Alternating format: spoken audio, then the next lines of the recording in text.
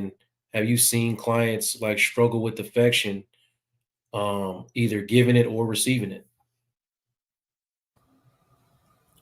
I think that's a good question, but I don't know if I'm able to see that in a therapeutic session as far as because I don't work with families.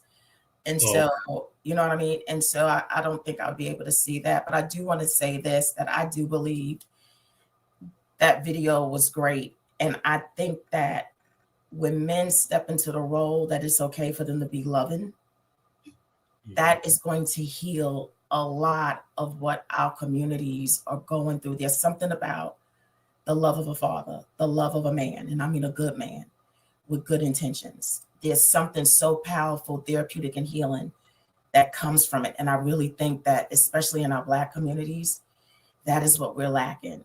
We're lacking that love from a good man. And once we get that, and they rise up in their role as loving men, secure in love, because you were talking about survival. Survival is selfish, loving is given.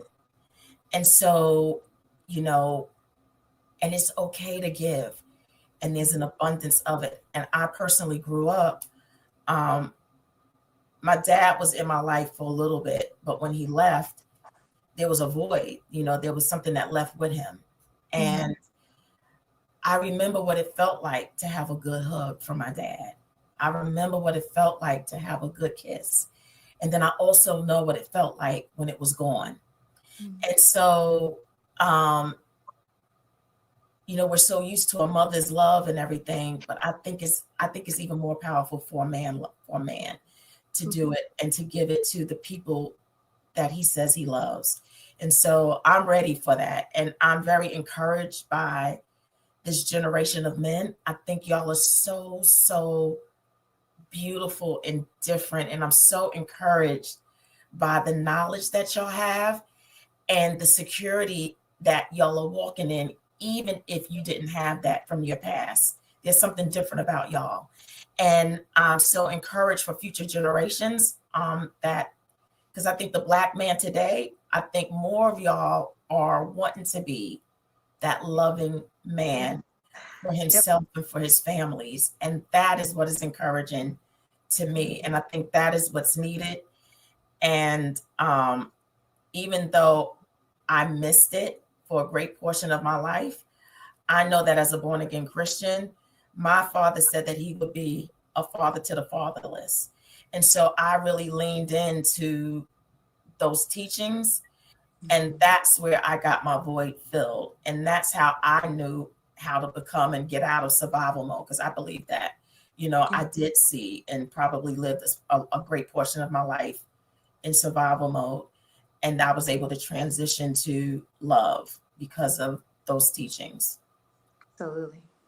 I Oh, wanted to say, if it's okay, I wanted to talk a little bit about that too, that lack of affection from father figures or from, let's just say, the paternal figures as a whole.